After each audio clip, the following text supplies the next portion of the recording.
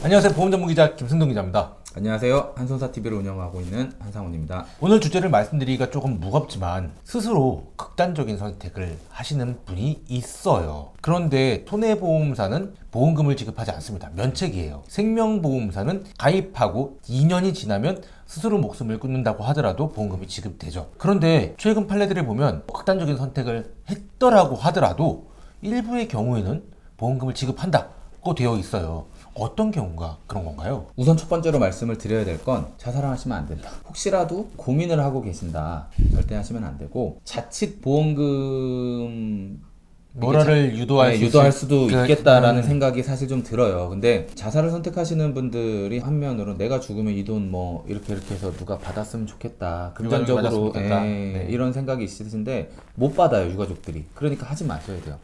그런데 그럼에도 불구하고 그런 생각조차 하지 못하는 상태에서 사망에 이르는 경우들이 있기 때문에 그런 경우면 정말 유가족분들이 선의의 피해자가 되시는 거라 그런 피해를 보지 않으셨으면 하는 바람으로 영상을 찍는 거고, OECD에서 자살률이 1위죠. 코로나로 돌아가신 분들보다 더 많으니까요. 그러다 보니까 우리 재판부도 불쌍하게 보질 않아요. 너무 많으니까요. 손해보험에서는 자살을 하고 돈을 받으실 수 있는 게 심실상실에 대한 조항이 하나밖에 없어요. 피보험자가 계약하고 나서 다음날 자살을 하든 10년, 20년 뒤에 자살을 하든 기본적으로 자살한 건 돈을 안 줘요.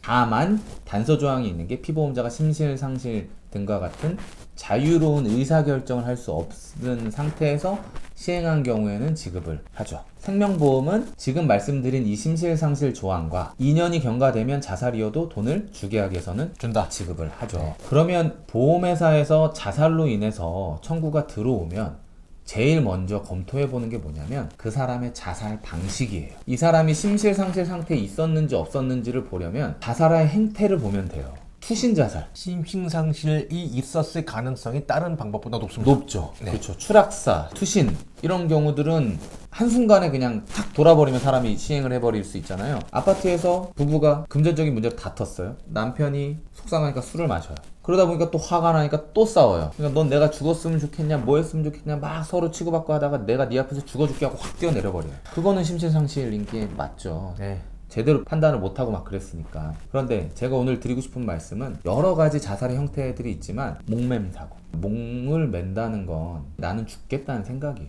라고 판단을 할 하고 수밖에 없죠. 실행도 하고 준비도 하고. 제가 영상을 한번 본 적이 있어요. 정신과에서 사망하신 분인데 정신병원에 입원했다는 건 자살률이 굉장히 높다는 거잖아요. 네. 그분들이 정신적 어려움을 겪고 있으시니까 그 정신병원은 그 환자가 자살하지 않도록 관리해야 될 의무가 있겠죠. 있죠. 예. 근데 그 관리를 소홀히 해서 환자가 자살에 이뤘어요. 네. 그 병원의 배상 책임이 성립이 되거든요. 네. 그러면 이 사람이 어떻게 자살을 했느냐라는 것들을 봤을 때 그 영상을 본 적이 있는데요. 제가 트라우마가 조금 있다고 해야 되나? 정말 죽겠다는 의지가 보여요.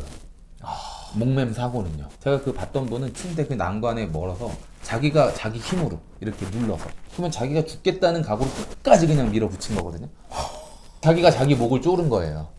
그게 가능한가? 네, 목맴 사고가 높은 데다 우리 영화 보면 막 그렇게 나오잖아요. 그렇지가 않아요. 그러니까 목맴 사고는 자유로운 의사결정을 할 수가 없었다라고 말씀을 드리기가 어렵죠. 그런 사고 형태는. 그런데 이번에 대법원 판결이 나온 게 뭐냐면 목맴 사고는 들어오면 다 면책이었는데 그것도 신체상실을 평가해라 라는 대법원의 평가예요. 사망의 형태가 중요했다라고 하는 보험회사의 논리가 무너진 거죠. 그렇죠. 목맴 사고는 사망의 형태가 심실상실이다라고 생각을 하시면 안 돼요. 인제 원점으로 온 거예요. 사망의 형태만 갖고 따지지 말고 진짜 심실상실 상태를 따져라. 유서예요. 심실상실 상태에서 내가 죽음에 대한 계획도 없고 근데 헷가닥 돌아서 그냥 순간 그렇게 실행하신 분들이 유서가 있을까요? 없죠. 그렇게 하다가 사망하신 분이면 심실상실 상태를 추정할 수가 있겠죠. 제일 먼저 보는 게 유서를 봐요. 유서가 있다. 그러면 심실상실로 거의 90% 이상이 안 돼요. 유서를 쓴다는 건 신병을 정리하는 거잖아요. 누구한테 고맙고 미안하고 뭐하고 이런 것들을 유가족분들이 보셔야 되는 게 유서가 있는지 문자 메시지나 이런 것들로 마지막 인사를 하시는 분들이 있어요. 그런 분들은 자기가 죽겠다는 거예요. 그런 분들 못 받아요. 그러니까 자살을 생각을 하시는 분들은 돈을 못 받아요, 유가족분들이. 그러니까 하시면 안 돼요. 그 생각으로 사셔야 되는 거고. 근데 그 목매담 사고에서 대법원에서 인정받으신 분은 유서가 없었고 술을 많이 드셨고 예. 정신병원에 입원했다 퇴원했던 이력도 있었고, 그 다음이 중요한 게 정신과 치료 이력. 치료, 예. 그런 것들이 이제 중요하죠. 근데 많은 분들이 이렇게 하세요. 심실상실이란 단어가 어려우니까 우울증약 먹으면 주는 거 아니야?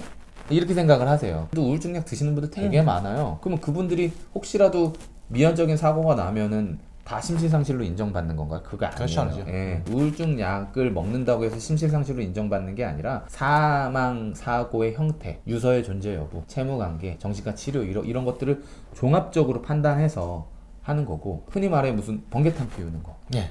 그것도 준비 과정이 필요하죠. 준비 과정이 필요하잖아요. 그분들 대부분 뭐가 있는지 아세요? 유서가 있어요. 다 차에서 발견이 돼요. 방에서 발견이 되고. 오늘 말씀드리고자 하는 목매음 사고는, 목매음 사고도 돈을 받을 수 있습니다가 아니에요. 목매음 사고도 어찌됐든 간에 심실상실을 평가받을 수가 있다. 그 사고의 행태가 보험회사가 어떨 경우에는 현장 조사도 안 나와요. 목매음 사고면 어떤 서류 줘도 면책. 근데 지금은 아니라 싸워볼 수 있는 단계까지는 왔다.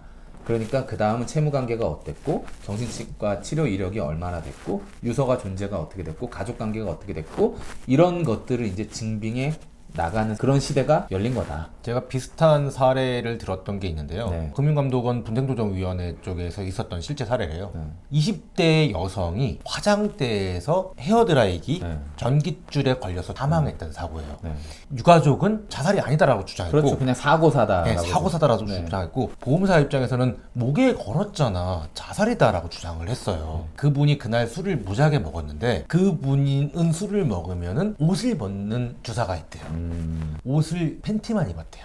술을 많이 먹었다, 심심상실이었다라고 결론이 났다고 하더라고요. 그런 것도 이제 있는데, 자살이 확정되지 않은 케이스. 아파트에서 떨어져서 죽었다고 치자고요. 실족사냐 자살이냐. 예. 유가족은 자살인데 심신상실이다라고 주장해서 이기는 게 편할까요? 아니면 자살이 아니다라고 주장하는 게? 아니다가 아니다. 네. 기자님 말씀하시는 거는 잘 싸우셨는데 대부분 유서가 있어요. 유서 있으면 끝난 거예요. 대부분. 그러면 유서도 없고 정신과 치료 이력도 있고 하면 돈을 받을 수 있겠네 라고 생각을 하실 텐데, 심실상실 상태가 뭘까요? 그 결정을 누가 할까요? 정황들을 보고 판사가 해요. 저는 자살은 자기 자신을 죽이는 살인행위라고 생각하거든요. 예. 민사만 생각하면 자살하신 분들 심실상실로 인정되는 케이스가 많아야 돼요. 형사를 한번 생각해 보자고요. 제가 기자님을 죽였어요.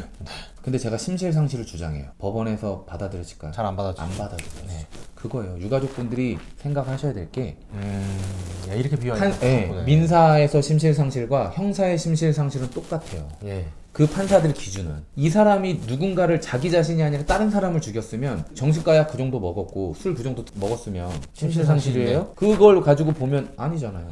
그러니까 소비자분들이 무수하게 많이 패소하는 거예요. 제가 이거 말씀 왜 드리냐면, 만약에 그렇게 해서 지금 현재 싸우고 계신 분이라면 합의도 나쁜 방법은 아니다. 그러니까 저희 같은 경우는 치우쳐서 일을 하면 안 돼요. 소비자가 이긴 사례는 당연히 봐야 되지만 소비자가 진 사례도 알고 있어야 돼요. 그래야 이 일을 잘 대응할 수가 있어요. OECD 국가 중에 제일 많아요. 그럼 자살한 사고 중에 소송 간 사례들이 얼마나 많겠어요. 법원 도서관을 가면 판례 신청해서 그런 자료도 보고 하는데, 그 조회 기간은 이틀로 잡잖아요. 거기에만 나오는 보험금 판례 대부분이 자살 판례. 그 정도로 많아요. 심실상실이야 라고 주장하는 건 물론 그거밖에 답이 없지만 다 인정을 판사가 하지는 않는다. 돈을 못 받았을 때 무조건 소송 가는 것도 정답은 아니다. 그 피보험자가 자기 자신을 죽인 거지, 만약에 다른 사람을 죽였으면 그 상태 가지고 과연 심실상실로 해서 형법상의 책임을 묻지 못할까? 객관적으로 보셔야 돼요. 그래야 무언가가 조금 다퉈볼 만하다. 물론 판사분들도 형사랑 민사는 좀 다르게 보시긴 하겠지만 기준은 그렇게 생각하고 들어가면 조금 더 객관적으로 자신의 사건을 볼 수가 있다. 돈을 받는 게 이기는 거죠. 그래서 의뢰인분들이 가끔 전화를 하시면 정신과 치료 받았어요, 그냥 이런 얘기만 하시거든요. 정신과 치료 받은 거랑 심실상실이랑 별개의 문제예요. 사망보험금은 서두에도 말씀드렸지만 고액의 청구권이기 때문에 청구하고 대응하면 늦어요. 보험회사가 보게 될 서류를 먼저 봐야 되는 것이 첫 번째예요. 보험회사에서 뭘 가지고 꼬투리 잡겠다를 캐치해 내셔야 되고, 반론을 준비하시는 게 분쟁에서 이기는 거지, 그냥 보험회사에 드립다 청구해놓고 싸우고 언성 높이시는 거는 결코 좋은 행동은 아니니까, 보험회사가 보는 서류가 구급활동일지 같은 것들 보죠. 119 그리고 경찰 서류 보게 되고 병원에서 뭐 생존하다 사망하셨으면 치료 기록도 보게 되고 보험 증권, 약관을 보잖아요. 이거 정도는 유가족분들이 미리 봐야 돼요. 내 상품이 얼마고 얼마가 분쟁 금액이고 어떤 거는 그냥 받을 수도 있는 것도 있을 거 아니에요. 생명보험의 주계약에서 2년 지나고 네. 사망한 경우는 그 돈은 그냥 받을 수 있을 거 아니에요. 그런 회사는 분쟁 금액이 그리 크지 않을 수도 있어요. 그러면 생각해보세요. 분쟁 금액이 1,000, 2,000이에요. 청구한 금액은 1억 2천인데 1억은 그냥 주는 돈이야. 네. 근데 2천만 원을 추가로 받자 그래. A 회사는 1억 2천인데 2천만 원이 분쟁이고 B 회사는 손해보험이라 돈을 못 받아. 사망보험금이 5천이야. 잘못 판단하신 게 어떻게 되냐면 B가 더 수월할 거라 생각하는 거예요. 5천만 원을 주는 거니까. 근데 생각해보시면 1억은 여긴 A라는 회사는 줘야 되잖아요. 네, 무조건 줘야 되고. 그리고 2천을 더 주냐 마냐잖아요. 그러면 A를 먼저 청구해서 A를 이겨야죠. 더 유하게 심사를 할 수 있으니까. 그러면 그 다음은 B로 넘어가서 싸우게 되는 거고. 나는 잘 몰라. 심신상시 어떻게 평가하는지도 모르고 의무기록도 볼 줄 모르고 그러면 증권이랑 약관은 볼 줄 알잖아요. 분쟁 금액이 얼마다. 어디 회사에 얼마가 문제가 되겠다. 라는 것들은 유가족분들이 반드시 먼저 검토를 해야 되고 정보 공개라는 게 있어요. 네이버 포털에 정보 공개. 사건 수사가 다 끝나면 정보 공개를 해서 그 수사 종결 파일을 볼 수가 있어요. 이제 내사 종결 그 보고서를 취득을 하셔서 반드시 그런 경찰 서류를 보시는 게 그리고 나서 판단을 하시는 게 보험 분쟁에 들어가면 유가족분들은 굉장히 큰 스트레스거든요. 그런 민감한 자료들을 보다 보면 트라우마가 오실 수도 있어요. 그러니까 아예 안 싸우는 게 나을 수도 있어요. 이거는 먼저 그걸 객관적으로 판단하셔서 사망보험금 이런 그 자살 사망은 저희가 소비자분들한테 이렇게 하라고 해서 말로 될 수 있는 게 아닙니다. 100% 전문가를 선임하셔야 되는 건이고 선택사항이 아니에요. 필수예요. 필수. 손해사정사나 변호사를 고용하셔서 대응을 하셔야 되는 거죠. 유가족이 보기에는 너무 트라우마가 많이 남아요. 많이 남아요. 네. 많이 남아요. 극단적인 선택하지 않으셨으면 좋겠습니다. 그래도 주변 분 혹은 우리 유가족이 그런 일들이 있었다면 다툼을 하기 전에 먼저 내가 서류를 전부 다 꼼꼼히 확인 좀 하고 전문가 선임해서 진행을 하셨으면 좋겠습니다. 이상으로 마치겠습니다. 감사합니다.